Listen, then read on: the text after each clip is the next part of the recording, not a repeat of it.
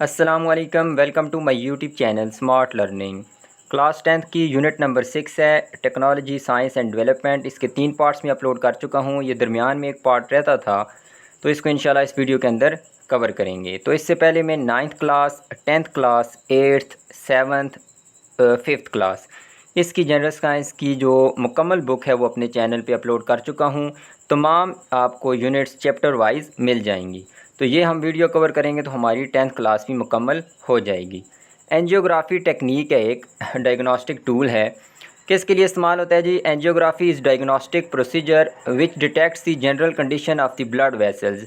इससे पहले हम मुख्तलिफ़ चीज़ें पढ़ के आए हैं, जैसे कि हमने इलेक्ट्रोकार्डियोग्राफी पढ़ी है, ECG, ठीक है। इसके अलावा एक हमने EEG पढ़ी है, वो ब्रेन के लिए होती है। ECG किसके लिए होती है? दिल के लिए। एंजियोग्राफी किसके लिए होती है? ब्लड वेसल्स की हम कंडीशन को चेक करते हैं कि खून की नालियाँ सही काम करती हैं या नहीं।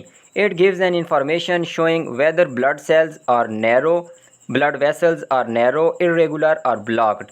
तो ये हमें बताती हैं, मालूमात देती हैं कि जो ब्लड वेसल्स हैं वो क्या पतली हो गई हैं, नॉर्मल जो उनकी हालत होती है उससे पतली हो गई हैं, क्योंकि जब पतली होंगी तो जाहिर सी बात है उनका एरिया कम होगा, और एरिया कम होता है तो प्रेशर ज़्यादा हो जाता है, जिसकी वजह से हम कहते हैं ब्लड प्रेशर हाई हो गया है। वो किस वजह से होता है? ये जो हमारी वेसल्स हैं वो पतली हो जाती हैं या इरेगुलर हो गई हैं या ब्लॉक हो गई हैं। तो ये हमें एंजियोग्राफी से पता चलता है। किस चीज़ का? ब्लड वेसल्स का। It also gives an overview of blood flow condition in blood vessels. तो ये हमें ओवरव्यू भी देती है, मतलब कि हम बाहर से वीडियो के ज़रिए भी देख सकते हैं कि ब्लड कैसे फ़्लो कर रहा है, नॉर्मल पैटर्न से फ़्लो कर रहा है या नहीं कर रहा। ब्लड वेसल्स का हमें ये पता बताती हैं। इसके अलावा ये डिटेक्ट करती हैं कि अगर कोई क्लम्प्स बन रहे हों वेसल्स के अंदर, तो जो वेसल्स हैं, खून की नालियाँ हैं, अगर उनके अंदर कोई झुंड बन रहा है जो कि हमारे लिए अच्छा नहीं होता, तो उसकी भी डिटेक्ट कर लेती हैं, उसको बता देती हैं कि ये बन रहा है, इसको ख़त्म किया जाए किसी भी तरीके से। या कोई भी एबनॉर्मल पैटर्न आ जाए, कोई गैर मामूली पैटर्न आ जाए, जैसे कि ट्यूमर बन जाए, कोई रसोली वगैरह बन जाए, फोड़ा बन जाए, या इसके अलावा कोई इंजरीज़ आ जाएं ब्लड वेसल्स के अंदर, तो उसके बारे में भी ये एंजियोग्राफी हमें बता देती है। Angiography is also a useful procedure for investigating the narrowing or blockage of the coronary arteries supplying blood to the heart. तो जो दिल को, जाहिर सी बात है दिल को भी खून की ज़रूरत होती है, हालांकि दिल को पंप करता है खून को, लेकिन खून की ज़रूरत इसको भी होती है। तो जो कोरोनरी आर्टरी जो है वो खून मुहैया करती है दिल को, ये पतली हो गई है या ब्लॉक हो गई है, इसकी इन्वेस्टिगेशन के लिए भी हम एंजियोग्राफी करते हैं। तो सिंपल हम किसके लिए करते हैं जी? ब्लड वेसल्स की इन्वेस्टिगेशन या डिटेक्शन के लिए, या उनकी कंडीशन को देखने के लिए। So that necessary treatment like balloon angioplasty or coronary artery bypass operation can be done. तो एंजियोग्राफी करवाई जाती है ताकि हमें पता चल जाए कि कोरोनरी आर्टरी नैरो हो गई है या ब्लॉक हो गई है। अगर तो एंजियोग्राफी से हमें पता चला कि वो नैरो हो गई है या ब्लॉक हो गई है, तो फिर हम क्या करते हैं? उसके लिए कोई ट्रीटमेंट करते हैं, क्योंकि एंजियोग्राफी सिर्फ डायग्नोस्टिक टूल है जो हमें बताता है कि ये बीमारी हो गई है, ये मसला हो गया है। ये जाहिर सी बात है इलाज तो नहीं कर सकता। इलाज के लिए हम बलून एंजियोप्लास्टी करवाएंगे या कोरोनरी आर्टरी बाईपास करेंगे, जिससे उसकी ब्लॉकेज भी ख़त्म हो सकती है और वो जो नैरो है उसको हम चौड़ा भी कर सकते हैं। नेक्स्ट है जी, it detects the presence of abnormal arteries in and around the brain.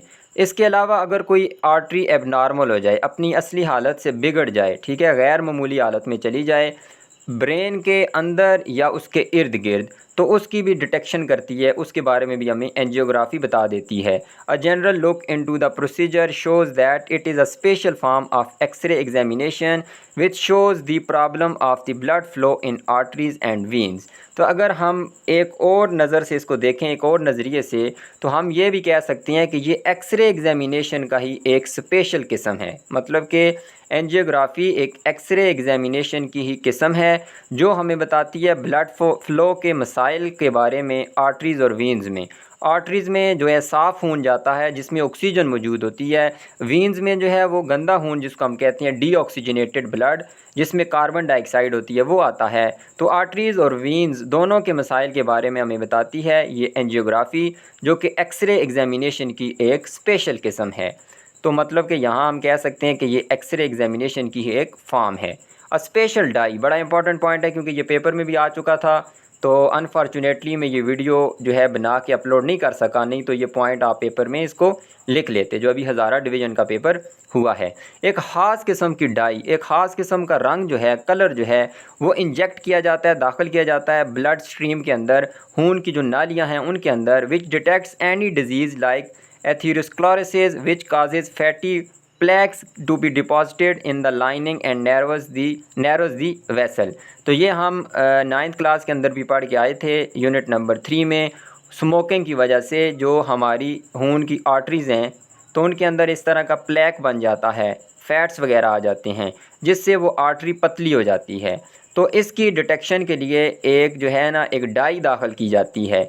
Die कहाँ से दाखिल की जाती है, यहाँ पे देखें डाई किसको कहते हैं, कलर को।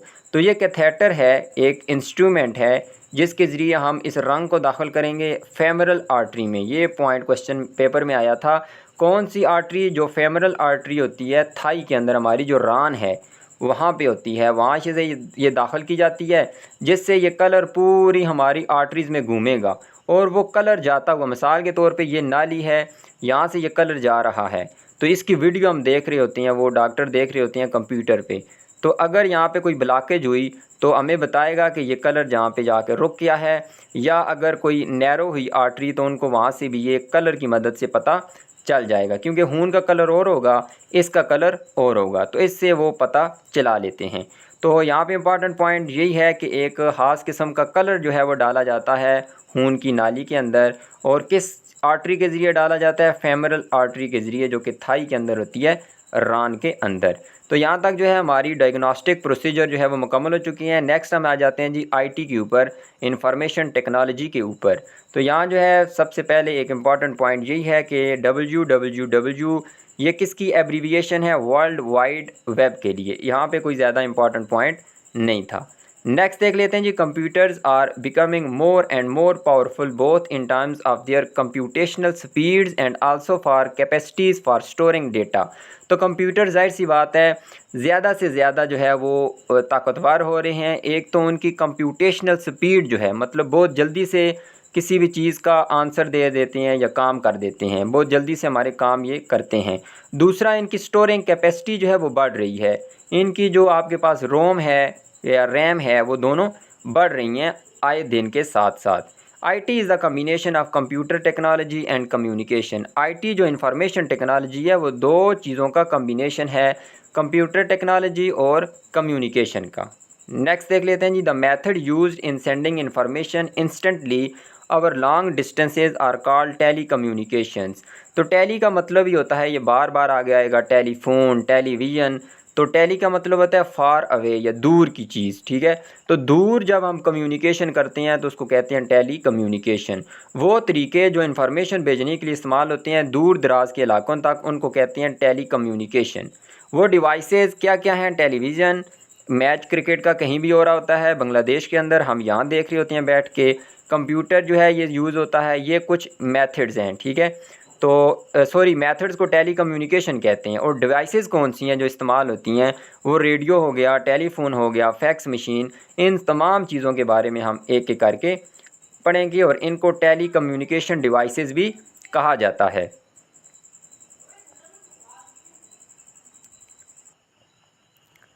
तो सबसे पहले जो टेली कम्युनिकेशन डिवाइसेज़ हैं इनमें कंप्यूटर को पढ़ लेते हैं, एक एक करके हम सबको पढ़ेंगे, बस इस वीडियो में यही होगा। बाकी कंप्यूटर जो है एक इलेक्ट्रॉनिक डिवाइस है which can solve complicated problems. जो हमारे पेचीदा मसाइल होते हैं, कम्प्लेक्स प्रॉब्लम होते हैं, उनको हल कर सकता है। इट प्रोसेसेस डेटा, डेटा को ये प्रोसेस करता है। कौन से डेटा को, जो इसके अंदर इंटर किया जाता है, हम कीबोर्ड के ज़रिए जो आउटपुट डिवाइस है उसके ज़रिए डेटा इंटर करेंगे और ये हमें रिज़ल्ट्स देगा रैपिडली, जल्दी से, फ़ौरन। तो 3 किस्म के जो है वो बेसिक काइंड्स होती हैं कंप्यूटर की। बुनियादी जो है वो 3 इकसाम है कंप्यूटर्स की। इंपॉर्टेंट पॉइंट है जी, डिजिटल कंप्यूटर, एनालॉग कंप्यूटर और हाइब्रिड कंप्यूटर। हाइब्रिड मतलब कि मिलाप से बना हुआ है, डिजिटल और एनालॉग दोनों की क्वालिटीज़ होंगी इस हाइब्रिड के अंदर। तो डिजिटल, एनालॉग और हाइब्रिड कंप्यूटर्स 3 किस्म की टाइप्स हैं कंप्यूटर की। Digital computers are programmable, so these can run variety of application using software. तो डिजिटल कंप्यूटर ऐसे कंप्यूटर होते हैं जिनके अंदर प्रोग्राम्स होते हैं और ये मुख्तलिफ़ किस्म की एप्लीकेशंस को रन करते हैं, मतलब चलाते हैं सॉफ्टवेयर की मदद से। इसके अलावा एनालॉग कंप्यूटर, तो डिजिटल कंप्यूटर हम यूज़ कर रहे होते हैं, मुख्तलिफ उनके अंदर प्रोग्राम्स होते हैं। Analog computer work with physical characteristics like pressure, temperature, weight, ETC. तो जो एनालॉग कंप्यूटर्स हैं वो फ़िज़िकल खसूसियात के साथ जो है वो काम करते हैं, जैसे कि प्रेशर के साथ, टेम्परेचर के साथ या वेट के साथ। ठीक है, तो फिज़िकल करैक्टरिस्टिक्स वाले एनालॉग और जिनके अंदर सॉफ्टवेयर्स होंगे, प्रोग्राम्स होंगे जो हम यूज़ करते हैं, उनको डिजिटल कंप्यूटर्स कहा जाता है। तो दो टाइप्स हो गई। तीसरी है hybrid. Sometimes the properties of digital and analog computers are combined in a computer.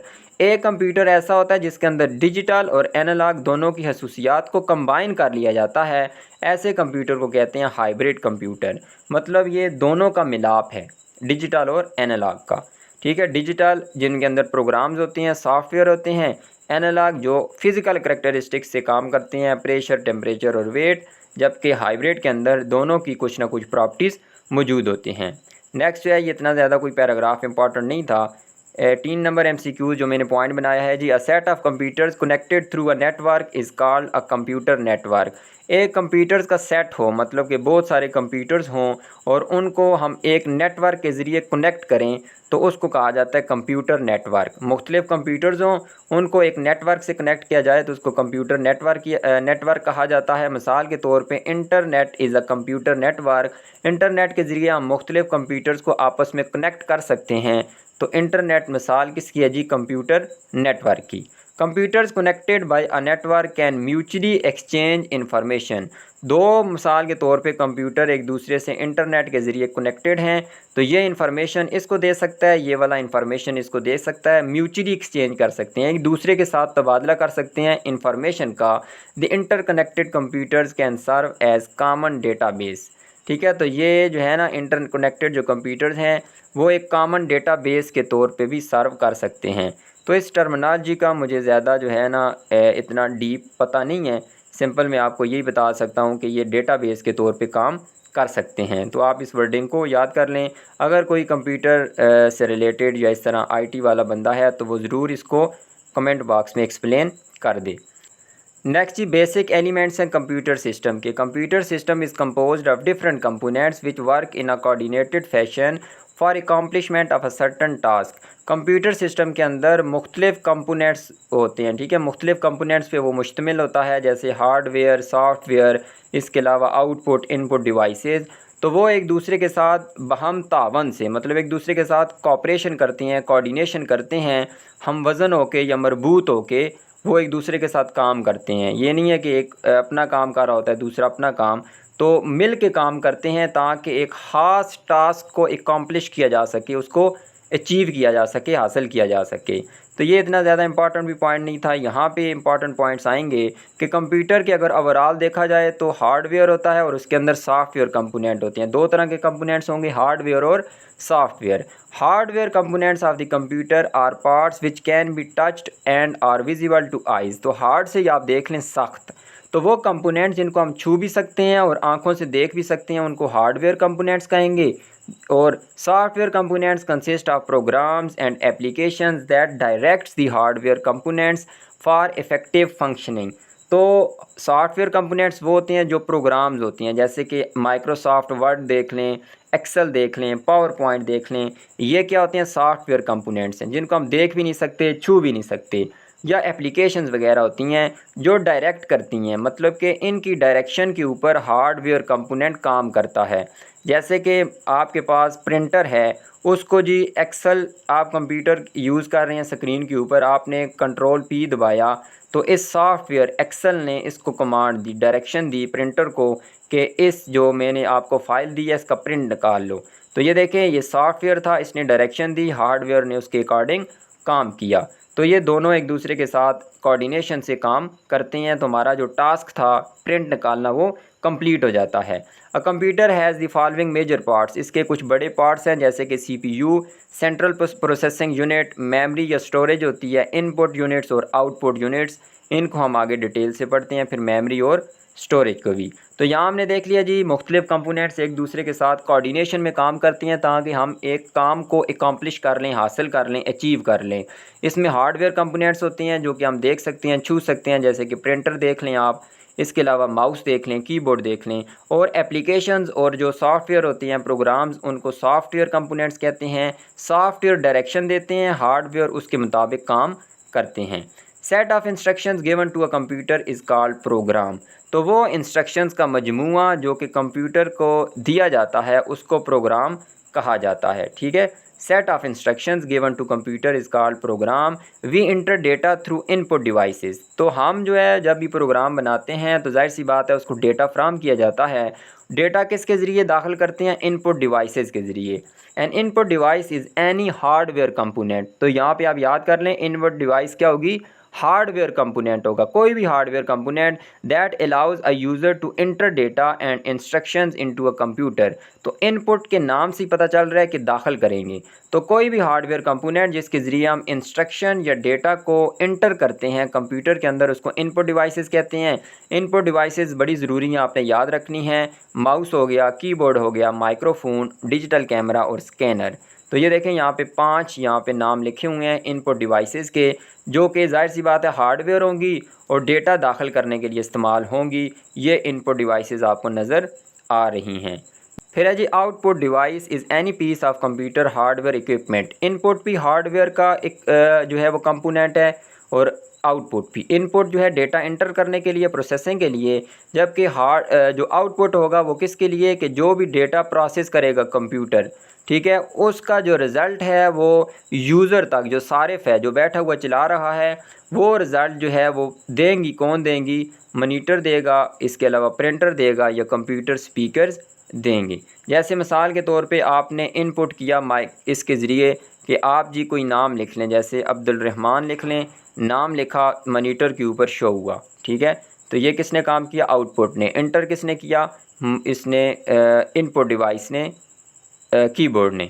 फिर आप इसको कंट्रोल पी करते हैं तो वो भी इनपुट आपने किससे किया? कीबोर्ड से। और यहाँ से प्रिंटर के ज़रिए प्रिंट निकला और वो नाम लिखा हुआ हम पेज के ऊपर हमारे पास आ गया। तो ये किसने काम किया? ये भी काम किया जी आउटपुट डिवाइस ने। तो 3 आउटपुट डिवाइसेस के यहाँ नाम लिखे हुए हैं, मॉनिटर, प्रिंटर और computer speaker. Electronic data is stored into the memory. जो इलेक्ट्रॉनिक डेटा होता है वो मेमोरी के अंदर स्टोर होता है। From where it is processed as and where instructed. तो वहाँ पे स्टोर होता है और वहाँ से उसको प्रोसेस किया जाता है जब भी हमें ज़रूरत होती है, और हम उसको इंस्ट्रक्शन देते हैं, हदायत देते हैं इनपुट डिवाइसेस के ज़रिए।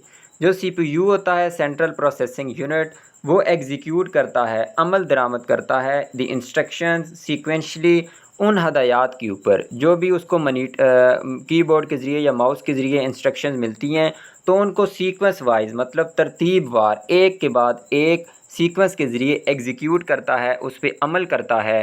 The instructions modified data stored in memory are obtained from an input device. जो इंस्ट्रक्शंस होती हैं वो डेटा को मॉडिफाई करती हैं, जो मेमोरी के अंदर स्टोर होता है, मतलब उसके अंदर कोई ना कोई तब्दीली लाती हैं, या इनपुट डिवाइस से उसको हासिल किया जाता है। ठीक है, जो भी कोई मॉडिफिकेशन करनी हो वो इंस्ट्रक्शंस करती हैं, या इंस्ट्रक्शंस को हम कहाँ से हासिल करते हैं? इनपुट डिवाइस के ज़रिए। तो ज़ाहिर सी बात है, अब इंस्ट्रक्शंस आई, उसके अंदर मॉडिफिकेशन हुई, तो उसके बाद वो जो प्रोसेस डेटा है, ठीक है, जो आपने प्रोसेस करने के बाद डेटा हासिल किया, पहले वो मेमोरी में स्टोर था, आपने उसको निकाला, फ़ाइल को ओपन किया, उसके अंदर कोई तरमीम की, कोई चीज़ें डाली, कोई निकाली, दोबारा जब उसको आप सेव करेंगे तो वो प्रोसेस डेटा जो है दोबारा स्टोर भी हो सकता है मेमोरी के अंदर, जहाँ पे वो फ़ाइल पड़ी हुई थी, दोबारा वहाँ पे सेव भी हो सकता है, या आप उसको आउटपुट डिवाइस की तरफ सेंड भी कर सकते हैं, जैसे कि मॉनिटर की तरफ आप उसको सेंड कर लें, या अगर आप उसको टीवी स्क्रीन पे देखना चाहते हैं वहाँ भी उसको देख सकते हैं, या अगर आप परमानेंट रिकॉर्ड लेना चाहते हैं तो प्रिंटर के ज़रिए उसको प्रिंट भी कर सकते हैं। तो ये सारी जो आपने चीज़ें पढ़ी वो आउटपुट डिवाइसेस के ज़रिए आप उसको हासिल भी कर सकते हैं। तो आपने डेटा निकाला मेमोरी के अंदर से, उसके अंदर कोई ना कोई मॉडिफिकेशन की, इनपुट डिवाइसेस के ज़रिए दोबारा उसको आप स्टोर भी कर सकते हैं मेमोरी के अंदर, या आउटपुट डिवाइस को भेज के आप उसको देख भी सकते हैं, या परमानेंट रिकॉर्ड के लिए उसका प्रिंट भी निकाल सकते हैं। फिर नेक्स्ट ये ज़्यादा इतने इंपॉर्टेंट नहीं है, नेक्स्ट चले जाते हैं जी। There are 2 types of storage memory computer system, primary storage and secondary storage. दो किस्म की स्टोरेज मेमोरीज होती हैं, प्राइमरी स्टोरेज और secondary storage. Primary storage is of two types. अब प्राइमरी और सेकेंडरी तो दो होती हैं, अब प्राइमरी की भी आगे दो टाइप्स हैं, रैम और रोम। रैम जो किसकी एब्रीविएशन है, रैंडम एक्सेस मेमोरी, और रोम किसकी है, रीड ओनली मेमोरी। ये दोनों कौन सी स्टोरेज हैं, प्राइमरी स्टोरेज। और हमने पढ़ा है कि कितनी किस्म की स्टोरेज मेमोरी होती है कंप्यूटर सिस्टम में, दो, प्राइमरी और सेकेंडरी। अब प्राइमरी की भी आगे दो हैं जी, रैम और रोम। अब इनकी डेफिनेशन भी देख लेते हैं। ROM is a permanent memory supplied by the manufacturer and contains all the necessary codes and instructions. ROM जो है ये मुस्तकिल मेमोरी होती है जो मैन्युफैक्चरर फ्राहम करता है, जिसने इस कंप्यूटर को बनाया है उसने रोम इसके अंदर डाली होती है और इसके अंदर तमाम ज़रूरी कोड्स और इंस्ट्रक्शंस मौजूद होते हैं रोम के अंदर। RAM is a temporary memory. RAM जो है रैंडम एक्सेस मेमोरी, वो आर्जी मेमोरी होती है। अच्छा, ये सिंपल इसकी डेफिनेशन लिख दी है कि वो आर्जी मेमोरी होती है, जबकि रोम परमानेंट मेमोरी होती है। दो पॉइंट्स आपने यहाँ पे याद कर लिए। दोनों प्राइमरी स्टोरेज हैं, जो बुनियादी स्टोरेज है कंप्यूटर के अंदर मौजूद है। सेकेंडरी स्टोरेज वो होती है जो आप ख़ुद उसको दे रहे होते हैं। तो सेकेंडरी स्टोरेज क्या हैं, दूसरे नंबर पे जो आ जाती हैं वो यूएसबी हो सकती है। अब यूएसबी किसकी एब्रीविएशन है, ये भी इंपॉर्टेंट पॉइंट हो सकता है। यूनिवर्सल, यू से यूनिवर्सल और आगे एस से सीरियल और बस। इसके अलावा मेमोरी कार्ड्स वगैरह, जैसे आप मोबाइल की एग्जांपल ले लें, उसके अंदर मिसाल के तौर पे 64 या 128 GB मोबाइल की अपनी मेमोरी है, वो प्राइमरी स्टोरेज होगी। लेकिन अगर आप उसमें मेमोरी कार्ड लगा लेते हैं या यूएसबी लगा लेते हैं तो वो सेकेंडरी स्टोरेज में आएंगी। These devices give backup storage and also increase the data storage capacity। तो ये बैकअप स्टोरेज देती हैं ये यूएसबी और मेमोरी। आपकी अगर स्टोरेज ख़त्म हो जाए तो उसके अंदर इजाफ़ा करती हैं, मज़ीद जो है स्टोरेज कैपेसिटी फ्राहम करती हैं। नेक्स्ट है जी, computers are extremely important in today's businesses. ये ज़्यादा इतना इंपॉर्टेंट तो नहीं है लेकिन हम इसको देख लेते हैं। आजकल के कारोबार में इंतहाई अहम हैं computers. Ordering products, shipping information, price checks in retail stores etcetera. आपने प्रोडक्ट को ऑर्डर करना हो, इंफॉर्मेशन को शिप करना हो या प्राइस चेक्स रिटेल स्टोर में लगानी हो तो इनके लिए भी ये ज़्यादा ज़रूरी हैं। इसके अलावा अकाउंटिंग सॉफ्टवेयर बनाए जाते हैं जिनके अंदर उनका सारा दिन का डेटा मौजूद होता है, कितनी सेल हुई है, कितनी परचेज़ हुई है, वो सारी चीज़ें। तो इसको हम स्किप ही कर लेते हैं, इतना ज़्यादा ये इम्पॉर्टेंट नहीं था। नेक्स्ट हम चले जाते हैं जी, नेक्स्ट टेली कम्युनिकेशन डिवाइस है टेलीफोन। तो ये मैं आपको पहले भी कह रहा था कि पेपर जब सॉल्व कर रहे थे कि कोई भी आपके पास साइंस के अंदर टेक्निक आप इस्तेमाल करें, अगर स्मार्ट स्टडी करनी हो तो ये जो जितनी भी आपके पास हेडिंग्स होती हैं इनकी कम से कम आप डेफिनेशन या पहली वाली लाइन, एक दो लाइनें लाजमी देखा करें। इसके अलावा अभी जो ईटा के टेस्ट हो रहे हैं उनके अंदर ये जो छोटे छोटे टेबल्स बने होते हैं फॉर योर इन्फॉर्मेशन, टिडबिट वगैरह, इनको आप लाजमी देखा करें। बहुत सारे एमसीक्यूज़ यहाँ से लिए जाते हैं। तो टेलीफोन के अंदर टेली का मतलब है फॉर, ये बार बार वर्ड आएगा। पीछे हमने टेली कम्युनिकेशन पढ़ा है, फिर टेलीफोन, फिर आगे टेलीविज़न भी आएगा, जिसके लिए फॉर दूर या डिस्टेंस, फासले के लिए हम इस्तेमाल करते हैं टेली का वर्ड। फ़ोन मीन्स साउंड, तो मतलब दूर अगर आपने आवाज़ भेजनी हो तो उसको हम टेलीफोन कहते हैं। Putting them together it means something that lets you hear sound from a distance. तो इसका मतलब है कि आप जो है कोई भी चीज़ सुन रहे होते हैं फासले से, दूर बैठा कोई बंदा बात कर रहा है और आपको उसकी आवाज़ आती है। Telephone has two main parts, इसके दो मेन पार्ट्स होंगे, एक होगा रिसीवर, दूसरा होगा स्पीकर। तो इसके मुख्तलिफ हम पार्ट्स के बारे में पढ़ लेते हैं। ये रिसीवर जो आपकी आवाज़ को रिसीव करेगा, मतलब आपको कोई बंदा बात कर रहा है, आप सुन रहे हैं तो आप रिसीवर के ज़रिए सुनेंगे। The receiver turns the incoming signals into sound. तो इनकमिंग सिग्नल, जो सिग्नल आ रहे होते हैं, रिसीवर इसको साउंड के अंदर कन्वर्ट करता है, जो आपको आवाज़ सुनाई देती है। तो वो जो आवाज़ ट्रैवल करके आती है वो साउंड के अंदर नहीं होती, वो किसी और चीज़ के अंदर होती है, आगे हम पढ़ेंगे। वो रिसीवर इसको कन्वर्ट करता है लास्ट में साउंड में और आपको सुनाई देती है। As the signal pass through the electromagnet, तो रिसीवर के अंदर एक इलेक्ट्रोमैग्नेट लगा होता है, जब आवाज़ वहाँ से गुजरती है it attracts the thin metal membrane, तो वो क्या कर लेता है, पतली जो मेम्ब्रेन होती है मेटल की उसको अट्रैक्ट करती है। The changes in the amplitude of the signals will very the attraction, तो जो सिग्नल्स की एम्पलीट्यूड होगी, एम्पलीट्यूड क्या होती है, जो वेव होती है उसके अंदर जो इस क्रेस्ट या ट्रफ के अंदर जो मैक्सिमम डिस्टेंस वो तय करती है उसको एम्पलीट्यूड कहते हैं। आपने 7th क्लास में पढ़ा होगा। तो जो एम्पलीट्यूड के अंदर तब्दीली होती है सिग्नल की एम्पलीट्यूड में, वो इस अट्रैक्शन को वैरी करती है, मतलब कि कभी ऊपर कभी अट्रैक्शन ज़्यादा होगी कभी कम होगी, and this causing the membrane to vibrate accordingly. तो इसकी वजह से ये जो अट्रैक्शन हो रही होती है कभी ज़्यादा होती है कभी कम होती है, इससे वाइब्रेशन पैदा होती है। Such vibration is transmitted in the air as sound waves. तो ये जो वाइब्रेशन पैदा हुई उस मेम्ब्रेन की वजह से, मेम्ब्रेन क्या हुई, उसके अंदर कभी अट्रैक्शन ज़्यादा हुई कभी कम हुई और उसकी वजह से वाइब्रेशन पैदा हुई, और ये वाइब्रेशन ट्रांसमिट होती हैं हवा के अंदर साउंड वेव्स के तौर पे। Therefore we can hear the sound, इस वजह से हम साउंड को सुन सकते हैं। तो आप इधर बंदा बात कर रहा है कहीं भी बैठा हुआ, दूसरा बंदा कहीं और बैठा हुआ है, तो आवाज़ उसने आवाज़ बात की स्पीकर में, और वो साउंड वेव की सूरत में नहीं आएंगी, साउंड वेव किसी और सूरत में ट्रैवल करेंगी, लास्ट में रिसीवर पे आएंगी। तो इलेक्ट्रोमैग्नेट की वजह से ये कन्वर्ट होंगी दोबारा किस में, साउंड वेव्स में, और रिसीवर जो है उसको आवाज़ को सुन पाएगा। इंपॉर्टेंट पॉइंट है, ये पॉइंट्स आप लाजमी देखा करें। 1946 world's first commercial mobile phone service started its operation. 1946 के अंदर पहली जो है commercial mobile phone service, commercial मतलब कि कारोबारी तौर के लिए या तजारती तौर के लिए एक सर्विस शुरू की गई। It could link moving vehicles to a telephone network via radio waves. तो ये मूविंग व्हीकल्स को लिंक कर सकती थी, जोड़ सकती थी, मिला सकती थी टेलीफोन नेटवर्क के ज़रिए, और टेलीफोन नेटवर्क के ज़रिए भी किसके ज़रिए, रेडियो वेव्स के ज़रिए।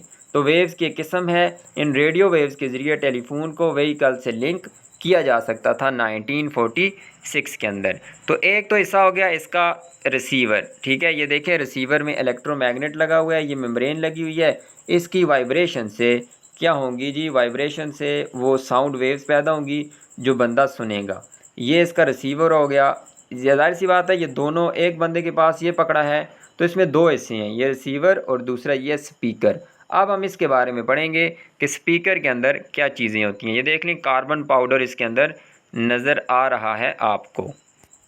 तो स्पीकर के अंदर क्या होता है, सबसे पहले एक तो कार्बन पाउडर जो है वो स्पीकर के अंदर कार्बन पाउडर ट्रांसमीटर का इस्तेमाल करते हैं टेलीफोन। तो सिंपल अगर हम इसके बारे में पढ़ें तो यहाँ से ज़्यादा इंपॉर्टेंट पॉइंट्स शुरू होते हैं 42 नंबर से, बाकी इतने ज़्यादा इंपॉर्टेंट नहीं हैं। तो क्या होगा, ये सारा आपको सिस्टम बता देगा कि कैसे आप बात करते हैं, कैसे सिग्नल कन्वर्ट होते हैं। When you speak on telephone, telephone जब हम बात करते हैं टेलीफोन पे, तो जाहिर सी बात है हमने साउंड एनर्जी दी उसको। तो क्या करता है जी स्पीकर, क्या करता है, साउंड एनर्जी को चेंज कर देता है इलेक्ट्रिकल सिग्नल में। तो ये देख लें, अब साउंड एनर्जी वो ट्रैवल नहीं करती बल्कि इलेक्ट्रिकल सिग्नल ट्रैवल करते हैं। These signals travel along telephone cable and telephone receiver on the other end of the lines changes the electrical signal into sound again. यहाँ से साउंड आपने बात की, आगे वो इलेक्ट्रिकल के अंदर कन्वर्ट हुई। तो जितनी भी लंबी केबल लगी हुई होगी, ये जो टेलीफोन होते थे जाहिर सी बात है इनकी केबल होती थी, इन्होंने किस में ट्रैवल करना था, इलेक्ट्रिकल सिग्नल में। आगे जो बंदा सुन रहा है उसका जो रिसीवर होगा, ठीक है, रिसीवर इन इलेक्ट्रिकल को दोबारा साउंड में कन्वर्ट करेगा और बंदा उसको सुन लेगा। साउंड वेव में बात हुई, साउंड एनर्जी में जाहिर सी बात है जब बात करेंगे तो साउंड एनर्जी देंगे आप, उसमें से वो इलेक्ट्रिकल सिग्नल में कन्वर्ट होगा, आगे ट्रैवल किस में करेगा, इलेक्ट्रिकल सिग्नल में, रिसीवर दोबारा उसको किस में कन्वर्ट कर देगा, साउंड में। तो ये सारा प्रोसेस होता है टेलीफोन के अंदर। अब लेटेस्ट टेक्नोलॉजी आ गई है, तो उसके अंदर क्या होता है, साउंड सिग्नल कन्वर्ट होते हैं इलेक्ट्रिकल सिग्नल में, फिर इलेक्ट्रिकल सिग्नल कन्वर्ट होते हैं लाइट सिग्नल में। जैसे आपने ऑप्टिकल फाइबर के बारे में पढ़ा है शुरू के अंदर चैप्टर के, with the help of electronic circuits these light signals travel along optical fibres. यहाँ से बंदे ने बात की, साउंड कन्वर्ट हुआ इलेक्ट्रिकल में, फिर इलेक्ट्रिकल कन्वर्ट हुआ लाइट में, और ऑप्टिकल फाइबर अब आ गया है। ऑप्टिकल फाइबर जो है वो एक बेहतरीन ज़रिया है कम्युनिकेशन का, बहुत ही फास्ट है, और इसके अंदर कोई इंटरफेरेंस नहीं होती मैग्नेटिक फील्ड या इलेक्ट्रिक फील्ड की, क्योंकि इसके अंदर कोई इलेक्ट्रिक जा ही नहीं रही होती, बिजली जा ही नहीं रही होती, क्योंकि इसमें लाइट सिग्नल जाते हैं। तो यहाँ देख लें, पहले साउंड में बात की, वो इलेक्ट्रिकल में कन्वर्ट हुआ, इलेक्ट्रिकल सिग्नल लाइट सिग्नल में कन्वर्ट हुए, और वो लाइट सिग्नल जा रहे होते हैं ऑप्टिकल फाइबर से। फिर दूसरे एंड पे क्या होगा, लाइट सिग्नल दोबारा इलेक्ट्रिकल में कन्वर्ट होंगे, इलेक्ट्रिकल दोबारा साउंड में कन्वर्ट होंगे, और दूसरा बंदा उनको सुनेगा। नेक्स्ट है जी दीज लाइट्स। अच्छा, advantage of this technology, optical fibre लगाने का फ़ायदा क्या है। These lights, advantage of this technology is that several thousand calls can be transmitted through a single optical fibre at the same time. हज़ारों की calls जो हैं एक ही वक्त के अंदर एक ऑप्टिकल फाइबर के अंदर से जा सकती हैं और कोई इंटरफेरेंस इफेक्ट भी नहीं होता, कोई भी इलेक्ट्रिक और मैग्नेटिक फील्ड की मदाखलत भी नहीं होती, क्योंकि वो जा रहा होता है लाइट सिग्नल में। और मैग्नेटिक और इलेक्ट्रिक इंटरफेरेंस तब होती है जब वायर के अंदर से बिजली जा रही हो। तो लाइट सिग्नल है तो कोई इलेक्ट्रिक और मैग्नेटिक इंटरफेरेंस भी नहीं होती। तो उम्मीद करता हूँ ये सारे आपको स्टेप्स समझ आ गए होंगे। साउंड कन्वर्ट होता है इलेक्ट्रिकल में। अब जो अपडेटेड टेक्नोलॉजी है, पहले साउंड इलेक्ट्रिकल में होता था और इलेक्ट्रिकल सिग्नल आगे जाते थे, लेकिन ऑप्टिकल फाइबर में क्या होता है, साउंड इलेक्ट्रिकल में, फिर इलेक्ट्रिकल लाइट सिग्नल में, और दूसरे एंड पे दोबारा इलेक्ट्रिकल में कन्वर्ट होते हैं लाइट सिग्नल, और फिर लाइट सिग्नल कन्वर्ट हो जाते हैं साउंड के अंदर। नेक्स्ट है जी फैक्स मशीन। इससे भी पेपर में क्वेश्चन आया है, इसलिए मैं आपको कह रहा हूँ कि कम से कम पहली 1-2 लाइनें लाजमी आप इनकी डेफिनेशन वगैरह पढ़ा करें। Fax machine is use to send contents of the documents. कोई भी आप मवाद भेजना चाहते हैं, कोई भी डॉक्यूमेंट्स वगैरह भेजना चाहते हैं तो उसको फैक्स मशीन के ज़रिए भेजते हैं टू अदर डेस्टिनेशंस, दूसरी जगहों पे, without changing the physical version of the document. ये पेपर में क्वेश्चन आया था कि उसका जो फिज़िकल वर्जन है, जो उसकी जिस्मानी हैसियत है, जैसा वो नज़र आ रहा है, उसको तब्दील किए बगैर डॉक्यूमेंट जैसा है वैसे का वैसा जाता है दूर दराज की डेस्टिनेशन पे। Fax is a short of facsimile. Facsimile एक वर्ड था, उसको शॉर्ट फॉर्म करके क्या बना दिया गया, फैक्स। तो इंपॉर्टेंट पॉइंट है, फैक्सिमिली की शॉर्ट फॉर्म है फैक्स, जिसका मतलब है exact reproduction of a document, print और पिक्चर। कोई भी डॉक्यूमेंट है, प्रिंट है या पिक्चर है, डॉक्यूमेंट, प्रिंट या पिक्चर, उसकी एग्जैक्ट रिप्रोडक्शन मतलब उसी तरह से भेजना और आगे से दोबारा उसी तरह उसको दोबारा पैदा करना या बनाना, ये कहलाता है फैक्स। जो इसका मतलब है जी फैक्सिमिली की शॉर्ट फॉर्म का। अब फैक्स मशीन अब ये काम कैसे करती है, ये सबसे पहले आप किसी मशीन वाले के पास जाएंगे, वो उसको डॉक्यूमेंट देंगे, वो फैक्स मशीन के अंदर रखेगा, फैक्स मशीन उसको स्कैन करेगी डॉक्यूमेंट को और फिर तब्दील करेगी उसके डार्क और लाइट पार्ट्स। जाहिर सी बात है, ब्लैक एंड वाइट के अंदर अगर आपका कोई भी डॉक्यूमेंट है तो उसके डार्क और लाइट पार्ट्स को तब्दील करेगी इलेक्ट्रिकल सिग्नल्स में। कोई भी डॉक्यूमेंट है उसके ऊपर मिसाल के तौर पे ए लिखा हुआ है ब्लैक इंक से, तो वो इस डार्क और जो वाइट हिस्सा होगा उसको क्या करेगी, इलेक्ट्रिकल सिग्नल्स में कन्वर्ट करेगी। These signals travel along telephone cable. तो जाहिर सी बात है ये फैक्स जो है, ये फैक्स है, दूसरी मिसाल के तौर पे कहीं दूसरे हिस्से पे है तो वो टेलीफोन केबल के ज़रिए इलेक्ट्रिकल सिग्नल्स जाएंगे दूसरी फैक्स मशीन तक। On the receiving fax machine, तो जो रिसीव करने वाली है टेलीफोन केबल के ज़रिए दूसरी फैक्स मशीन तक सिग्नल गए, वो इसको रिसीव करेगी और फिर क्या करेगी, रीप्रोड्यूस करेगी ओरिजिनल डॉक्यूमेंट को, दोबारा उसी डॉक्यूमेंट के अंदर ये रिसीविंग फैक्स मशीन कन्वर्ट कर देगी। तो सिंपल सा काम है, यहाँ पे आपने डॉक्यूमेंट दिए फैक्स मशीन के अंदर, इसने क्या किया, ब्लैक एंड वाइट जो इसका पार्ट था उसको इलेक्ट्रिकल सिग्नल में कन्वर्ट किया। ये इलेक्ट्रिकल सिग्नल इलेक्ट्रिकल केबल से जाएंगे दूसरी फैक्स मशीन तक पहुंचेंगे और वो fax machine in electrical signal को दोबारा डॉक्यूमेंट के अंदर रीप्रोड्यूस कर देगी, कन्वर्ट कर देगी। यही दोबारा प्रोसेस यहाँ पे नीचे लिखा हुआ है जो हमने ऊपर पढ़ लिया है। The original document is scanned with fax machine. जो ओरिजिनल डॉक्यूमेंट होता है उसको फैक्स मशीन से स्कैन किया जाता है, जिसको टेलीकॉपियर भी कह सकते हैं आप, ठीक है। नेक्स्ट है जी विच प्रोसेसेस द कंटेंट्स टेक्स्ट और इमेज। कोई भी मवाद होगा, कोई टेक्स्ट होगा या कोई भी इमेज होगी, कोई भी लिखा हुआ कोई चीज़ है या आपकी तस्वीर है, उसको प्रोसेस करेगा सिंगल फिक्स्ड ग्राफिक इमेज के अंदर। सिंगल फिक्स्ड ग्राफिक इमेज जो है, ये इनकी कोई टर्मिनोलॉजी है, उसके अंदर ये कन्वर्ट करेगा उस इमेज को या कोई भी टेक्स्ट है उसको, जो converting it into a bit map. Bit map छोटे छोटे नुक्तों के अंदर, ठीक है। तो वो उसको किसके अंदर कन्वर्ट करेगा, कोई भी टेक्स्ट या इमेज होगी छोटे छोटे नुक्तों के अंदर बिट मैप के अंदर कन्वर्ट करेगा और फिर इसको ट्रांसमिट करेगा टेलीफोन सिस्टम के ज़रिए in the form of audio frequency tones. तो जाहिर सी बात है, लाइन बिछी होगी टेलीफोन की, उसके ज़रिए इनको भेजेगा और किसके ज़रिए भेजेगा, ऑडियो फ्रिक्वेंसी टोन्स के ज़रिए। और जो रिसीविंग फैक्स मशीन होगी, मतलब जो इसको रिसीव करेगी, जो अगला बंदा इसको प्रिंट निकलवाएगा वो इंटरप्रेट करेगा, इसकी वजाहत करेगा, इसको पढ़ेगा, जो ऑडियो फ्रिक्वेंसी टोन्स आई हैं उनको पढ़ेगा और दोबारा से तामीर करेगा, मतलब रिकन्स्ट्रक्ट करेगा उस इमेज को जो वहाँ से भेजी गई है इन ऑडियो फ्रिक्वेंसी टोन्स के ज़रिए, या उसको प्रिंट कर लेगा पेपर कापी के ऊपर या पेपर कापी उसकी बना लेगा। तो ये तरीका है एक जगह से दूसरी जगह पे डॉक्यूमेंट भेजने का। फैक्स के ज़रिए भेजते हैं, जो कि शॉर्ट फॉर्म किसकी है, फैक्सी मिली की। फिर हम रेडियो के बारे में पढ़ लेते हैं जी। कुछ यहाँ पे पॉइंट्स हैं। Radio is a source of information and entertainment. फिर हम रेडियो के बारे में पढ़ लेते हैं। Radio is a source of information and entertainment even in the presence of other useful present day gadgets. तो आजकल के दौर में ज़ाहिर सी बात है टेलीफोन, टेलीविज़न, सेल फ़ोन, मुख्तलिफ़ गैजेट्स आ गए हैं, लेकिन इनके बावजूद आज भी रेडियो जो है मालूमात और तफरीह का एक ज़रिया है। रेडियो है जो दो चीज़ों की मदद से काम करता है, रेडियो ट्रांसमीटर और रेडियो रिसीवर। ट्रांसमीटर जो है भेजेगा, रिसीवर आगे उन वेव्स को रिसीव करेगा। इसको बड़ी डिटेल से हम देखेंगे। Radio transmitter transmit sound in the form of radio waves.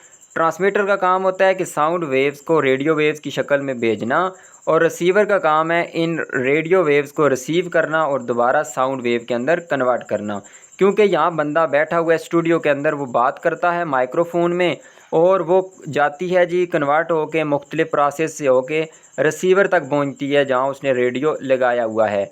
तो ये साउंड नहीं जाती बल्कि मुख्तलिफ वेव्स के अंदर कन्वर्ट होती है, इलेक्ट्रोमैग्नेटिक वेव्स, फिर रेडियो वेव्स। तो इस तरह कन्वर्ट होते हुए वापस रिसीवर में जाती हैं और वो इसको दोबारा साउंड में कन्वर्ट करती हैं, इस बंदे की आवाज़ हमें सुनाई देती है। तो ये वेव्स साउंड वेव्स नहीं होती बल्कि रेडियो वेव्स की शक्ल में जाती हैं। इनको हम आगे डिटेल से पढ़ते हैं। रेडियो वेव के बारे में पढ़ते हैं जी। Radio wave is an electromagnetic wave. आपने 7th क्लास में पढ़ा होगा। इलेक्ट्रोमैग्नेटिक वेव ऐसी वेव होती है जिसको ट्रैवल करने के लिए, एक जगह से दूसरी जगह जाने के लिए मीडियम की ज़रूरत नहीं होती। मीडियम के अंदर भी ये जा सकती है, मीडियम के बगैर भी जा सकती है। जैसे स्पेस के अंदर कोई मीडियम नहीं होता क्योंकि उसके अंदर वैक्यूम होता है, तो रेडियो वेव वहाँ भी जा सकती है। Which is transmitted by antenna. इसको ट्रांसमिट करते हैं एंटीना के ज़रिए। आगे फिगर में मैं आपको बताऊँगा। तो एंटीना के ज़रिए इसको ट्रांसमिट किया जाता है रेडियो वेव को। Radio waves launched from a transmitting antenna move outward and without being influenced by the surrounding atmospheric conditions like rain, snow. तो जो रेडियो वेव्स होती हैं इसको एंटीना ट्रांसमिट करता है और इनका इसके ऊपर फ़िज़ा का, बारिश का, बर्फ़बारी का कोई असर नहीं होता रेडियो वेव्स के ऊपर। Radio waves can easily penetrate non metallic objects. क्योंकि अगर कोई भी ऑब्जेक्ट है, बारिश वगैरह या कोई भी चीज़, तो उससे ये आसानी से गुजर के जा सकती हैं radio waves. They travel best in free spaces and require no material medium for their transmission. तो शुरू में मैंने आपको बताया ये इलेक्ट्रोमैग्नेटिक वेव्स हैं, इनको मीडियम की ज़रूरत ही नहीं होती। तो ये स्पेस के अंदर सबसे बेहतरीन जो है वो ट्रैवल कर सकती हैं। तो ये तो बेसिक इन्फॉर्मेशन थी। आगे हम पढ़ेंगे कि ये काम कैसे करती है यहाँ पे जाके। नेक्स्ट है जी radio waves have different frequencies. इसकी मुख्तलिफ फ्रिक्वेंसीज़ होती हैं रेडियो वेव्स की। मिसाल के तौर पे जो FM रेडियो स्टेशन होते हैं, हम भी सुनते थे बचपन में, FM क्रिकेट वगैरह की कमेंट्री आती थी। FM 101 पे 88.6 होता था, 98.6 होता था, और इसी तरह AM के भी स्टेशन होते थे। तो इनकी मुख्तलिफ फ्रिक्वेंसीज़ की बैंड होती है, मतलब मुख्तलिफ रेंज होती है फ्रिक्वेंसीज़ की। 88 मेगाहर्ट्ज़ टू 108 मेगाहर्ट्ज़। ये देखें FM 88 से स्टार्ट होते थे और 108 तक जाते थे। इनके दरमियान इनकी फ्रिक्वेंसी होती थी, जैसे यहाँ पे मैंने 3 लिखे भी हैं। तो and you can tune your radio receiver to frequency between this range for a particular FM radio station. तो ट्यूनिंग करते थे वो, इस तरह सा नॉब लगा हुआ होता था, आप उसको घुमाते थे तो वो फ्रिक्वेंसी ट्यून होती थी। अगर 1 पे आपने आके सेट की तो ये फ्रिक्वेंसी ट्यून करती थी उन रेडियो वेव्स के साथ। तो जो 101 पे ट्रांसमिशन चल रही होती थी वो आपके रेडियो पे चलने लग जाती थी। ये बड़ा इंपॉर्टेंट यहाँ पे पॉइंट्स दिए गए हैं इनकी फ्रिक्वेंसी की रेंज, क्योंकि ये पेपर में भी आ चुका है। AM की फ्रिक्वेंसी रेंज है जी 535 kilo hertz to 1.7 mega hertz. Citizen band CB radio जो है उसकी ये आपके पास रेंज है। ये आपने लाजमी याद करनी है क्योंकि एक क्वेश्चन आया है तो किसी और की भी रेंज आपसे पूछी जा सकती है। तो ये रेंज इसकी हो गई। शॉर्ट वेव रेडियो ये पेपर के अंदर आया था 5.9 टू 26.1 मेगाहर्ट्ज़, और FM की तो आसान है 88 टू 108। अब ये काम कैसे करता है यहाँ पे देखें, मैंने एक फ़्लो चार्ट सा बनाया है, आपको बाद में समझाऊंगा, पहले इसको पढ़ लेते हैं। इन द रेडियो स्टेशन है जी जो स्टूडियो है जहाँ पे बंदा बात करता है। A person talks in microphone, ये पेपर में क्वेश्चन आया था। माइक्रोफोन उसके आगे रखा होगा, उसके अंदर वो बात करेगा, कोई भी बात वो कर रहा है स्टूडियो से। The microphone converts the sound into electrical signal. पहला काम है जी, ये मैं नीचे लिखा भी है, साथ साथ आपको बताता हूँ। माइक्रोफोन क्या करेगा, उसमें बात हुई तो वो जो है ना साउंड को, क्योंकि उसके अंदर तो बंदे ने आवाज़ में बात की, तो साउंड को माइक्रोफोन ने कन्वर्ट कर दिया इलेक्ट्रिकल सिग्नल में। पहला स्टेप हो गया। The radio transmitter transmit the signals in space in all directions in the form of radio waves. अब इलेक्ट्रिकल सिग्नल को ट्रांसमीटर लगा होगा उधर ही, वो रेडियो वेव्स के अंदर कन्वर्ट करके, ये मैंने वी लिख दिया, डब्ल्यू होना चाहिए, तो रेडियो वेव्स के अंदर कन्वर्ट करके स्पेस के अंदर भेज देगा। बंदे ने माइक्रोफोन में बात की, उस माइक्रोफोन ने साउंड वेव्स को इलेक्ट्रिकल सिग्नल में कन्वर्ट किया, ट्रांसमीटर ने इलेक्ट्रिकल सिग्नल को रेडियो वेव्स में कन्वर्ट करके स्पेस में भेज दिया। नेक्स्ट क्या होगा जी, radio receiver set picks up the radio waves in space by an aerial.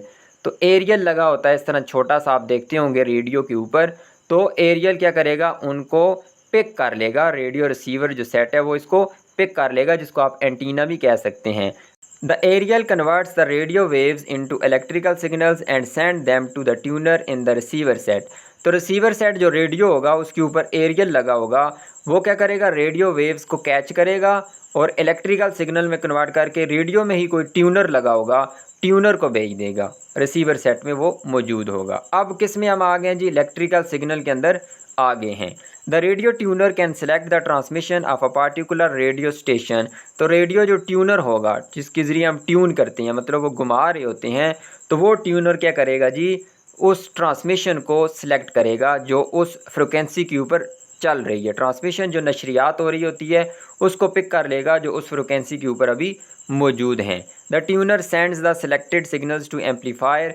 फिर ट्यूनर उन सिग्नल्स को एम्पलीफायर पे भेज देगा और आखिर में क्या होगा, वो सिग्नल जब स्पीकर तक पहुंचेंगे तो रेडियो सेट वो क्या होगा, जो स्पीकर होगा रेडियो सेट का, वो इनको दोबारा कन्वर्ट कर देगा साउंड सिग्नल के अंदर।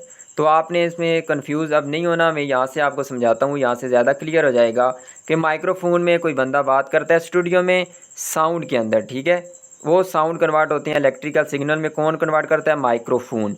फिर इलेक्ट्रिकल सिग्नल को रेडियो वेव्स में कौन कन्वर्ट करता है, ट्रांसमीटर।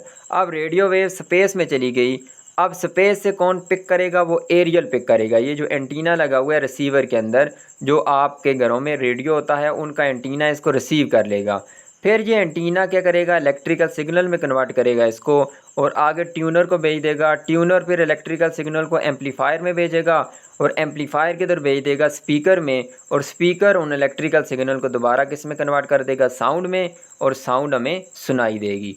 तो ये जो माइक्रोफोन में बात हुई थी ये आखिर तक जाई गई है मुख्तलिफ स्टेजेस से गुज़र के, और जो सुनने वाला है उसको साउंड जो है वो सुनाई दी है, लेकिन ये सारे स्टेप्स होने के बाद। तो ये सारे फंक्शन थे रेडियो के, ये आपने स्टेप्स याद रखनी है कि कौन किसको कन्वर्ट करता है, और दूसरा ये जो फ्रिक्वेंसीज़ हैं ये इंतहाई इंपॉर्टेंट हैं, इनको भी आपने याद रखना है। फिर जो है इस वीडियो का लास्ट टॉपिक होगा हमारा, और यहाँ पे हमारा चैप्टर कंप्लीट हो जाएगा।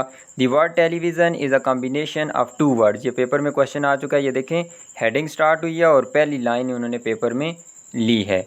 तो टेलीविज़न जो है दो अल्फाज का कॉम्बिनेशन है, टेली ये तो बार बार आ चुका है, जिसका मतलब है दूर, vision which means seeing at a distance. तो मतलब विजन का मतलब है देखना, तो फासले से देखना, मतलब कि मैच क्रिकेट का या कोई भी चीज़ कहीं दूर हो रही है, कोई सीन दूर है, वो आप टीवी सेट के ऊपर देख रहे हैं, उसको कहते हैं टेलीविज़न। नेक्स्ट जो इसके इंपॉर्टेंट पॉइंट्स हैं जी, working of television is based on 3 basic things. 3 बुनियादी चीज़ों पे टेलीविज़न काम करती है। सबसे पहली चीज़ है टीवी कैमरा, जो कि शूट करता है। ये क्या करता है, पिक्चर को और साउंड को। ज़ाहिर सी बात है कोई भी एक्टिंग कर रहा है बंदा, तो वो सामने वो अपनी उसकी पिक्चर भी आएगी और साथ में उसकी आवाज़ भी आएगी। तो टीवी कैमरा जो है वो क्या करता है, पिक्चर और साउंड दोनों को सिग्नल के अंदर कन्वर्ट कर देता है। पहला काम किसका, टीवी कैमरा का। फिर टीवी ट्रांसमीटर होता है जो इन सिग्नल को, जो पिक्चर और साउंड सिग्नल में कन्वर्ट हुई है, इन सिग्नल को ट्रांसमीटर सेंड करता है एयर के ज़रिए, हवा के ज़रिए। और तीसरी चीज़ है टीवी रिसीवर, जो हमारे घरों में मौजूद होता है टीवी सेट, उसमें रिसीवर लगा होगा, that capture the signal and turns it back into pictures and sound. तो देखें पिक्चर और साउंड को सबसे पहले टीवी कैमरा ने सिग्नल में कन्वर्ट किया, ट्रांसमीटर ने क्या किया, उन सिग्नल को हवा में भेजा और रिसीवर ने उन सिग्नल को कैच किया और दोबारा जो है उन सिग्नल को पिक्चर और साउंड में कन्वर्ट किया जो हम देखते हैं टीवी के ऊपर। TV creates moving pictures by repeatedly capturing still pictures. जो है वो पिक्चर हमें वीडियो नज़र आती है। कैसे नज़र आती है? कोई भी सीन है तो जैसे आप पढ़ते होंगे, वीडियो एडिट करते होंगे तो FPS लिखा होता होगा, फ्रेम पर सेकंड, 30 फ्रेम पर सेकंड, 60 फ्रेम पर सेकंड। तो क्या करता है कैमरा 1 सेकंड के अंदर ये 30 पिक्चर ले ली या 60 पिक्चर ले लेता है, 60 फ्रेम्स। फिर उनको इतनी तेज़ी से चलाता है, हालांकि वो वीडियो जो बनती है वो असल में पिक्चर्स होती हैं, लेकिन वो 1 सेकंड के अंदर अगर 60 पिक्चर्स ले और उनको इतनी तेज़ी से चलाए तो वो किसकी शक्ल इख्तियार कर लेती हैं? वीडियो की। कभी कभार आपने देखा होगा इस तरह छोटी सी डायरी होती है, कुछ आर्टिस्ट होते हैं उन्होंने पिक्चर्स बनाई होती हैं। अगर मिसाल के तौर पे 200 पेजेस हैं तो हर पेज पे एक पिक्चर बनाई होती है, अगले पेज पे और पिक्चर है, थोड़ी सी उससे डिफरेंट होती है, आहिस्ता आहिस्ता उसमें मूवमेंट आती रहती है। मिसाल के तौर पे ये बाल इधर थी, अगले पॉइंट पेज पे इधर गई, आहिस्ता आहिस्ता चलते चलते आखिरी पेज पे बाल इधर पहुँच आई है। तो वो इतनी तेज़ी से उन पेजों को पलटते हैं कि आपको ऐसे लगता है कि वो गेंद इस तरह हरकत करती हुई नीचे आ रही है। तो यही काम वो क्या करता है, टीवी रिसीवर भी करता है। तो इतनी तेज़ी से उनको चलाता है कि हमारी आंखें ऐसे देखती हैं जैसे वो हरकत कर रही हैं, हालांकि वो पिक्चर्स होती हैं और उन पिक्चर्स को तेज़ी से चलाया जाता है जिससे हमें वीडियो नज़र आती है। अब नेक्स्ट हम देखते हैं जी वो सीन कैसे रिकॉर्ड होता है। टेलीविज़न प्रोग्राम, कोई भी प्रोग्राम है या सीन हो रहा है, is produced by focusing a television camera on a scene. तो कोई भी सीन है उसके ऊपर कैमरा फोकस करता है, उसको रिकॉर्ड करता है। Camera changes light from the scene into an electric signal. तो वो कैमरा क्या करता है, जो भी लाइट होती है सीन के अंदर उसको इलेक्ट्रिक सिग्नल में कन्वर्ट करता है जिसको वीडियो सिग्नल कहा जाता है। Video signals from the cameras are processed in to control room. तो जो कंट्रोल रूम होगा, जो इसको रिकॉर्ड करने वाले बंदे हैं उनका रूम बना हुआ है, वो वीडियो सिग्नल वहाँ पे भेज दिए जाते हैं। तो कैमरा ने उस लाइट का इस्तेमाल करके उसको सिग्नल के अंदर कन्वर्ट किया जिनको वीडियो सिग्नल कहा जाता है। फिर वीडियो सिग्नल कंट्रोल रूम में भेज दिए जाते हैं। Audio signals from microphone placed in or near the scene. तो जाहिर सी बात है वीडियो तो कैमरा ने रिकॉर्ड कर ली, जो आवाज़ को रिकॉर्ड करेगा, जो बंदा बोलेगा, तो वो माइक्रोफोन उन्होंने रखा होगा उसके करीब ही, सीन के करीब ही। तो वो माइक्रोफोन ऑडियो सिग्नल भेजेगा। वो भी किधर जाएंगे जी? कंट्रोल रूम जाएंगे, जहाँ पे दोनों को एम्पलीफाई करके कंबाइन कर लिया जाएगा।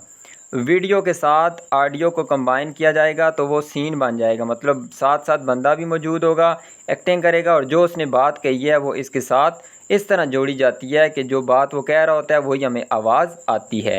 The signals are then send to the transmitter. अब ये सिग्नल तैयार हो गए, वीडियो और ऑडियो सिग्नल दोनों एक जगह कंबाइन हो गए। अब वो सिग्नल भेज दिए जाते हैं ट्रांसमीटर को। तो हमने पहला काम पढ़ा था कि कैमरा जो है वो क्या करता है, इस पिक्चर और साउंड को किस में कन्वर्ट करता है? सिग्नल में।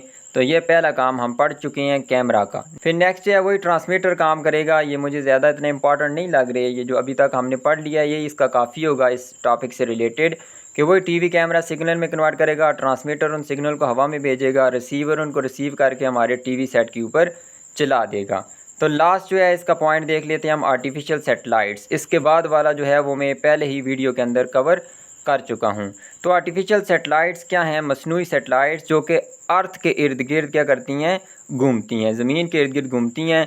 जैसे कि चांद भी है लेकिन वो नेचुरल सैटेलाइट है, आर्टिफिशियल सैटेलाइट इंसान भेजते हैं। These satellites are use to relay messages that is speech, conversation, pictures transmitted over electromagnetic waves from one place to far off places. तो जब हमने पिक्चर्स, कन्वर्सेशन वगैरह या पैगामात भेजनी हो या आवाज़ भेजनी हो तो वो ट्रांसमिट होती हैं, ये ट्रांसमिट करती हैं आर्टिफिशियल सैटेलाइट्स इलेक्ट्रोमैग्नेटिक वेव्स के ज़रिए एक जगह से दूर दराज की जगहों पे ऑन द अर्थ सरफेस, ज़मीन के ऊपर, which enable us to view live events and matches, जो हमें इस काबिल बनाती हैं कि हम देखते हैं जो बराह रास्त मनाजर होते हैं, इवेंट्स वगैरह या मैचेस, इन्हीं आर्टिफिशियल सैटेलाइट्स की मदद से। अगर ये ना होती तो हम ये मैचेस वगैरह या कोई भी जो ट्रांसमिशन है उसको देख ना पाते। तो यहाँ तक जो है ये हमारी थर्ड पार्ट मुकम्मल हो चुका है। फोर्थ पार्ट जो इससे आगे है वो मैं ऑलरेडी अपलोड कर चुका हूँ। तो इसका मतलब है ये हमारा जो यूनिट नंबर 6 है 10th क्लास की, वो मुकम्मल हो चुकी है। तो यहाँ पे हमारी 8th class, 9th class, 10th class, 5th class की जनरल साइंस की बुक्स कंप्लीट हो चुकी हैं। 7th क्लास के 2 चैप्टर रहते हैं, वो भी मैं अपलोड कर दूंगा इंशाल्लाह, और इसके बाद 6th क्लास को देखेंगे।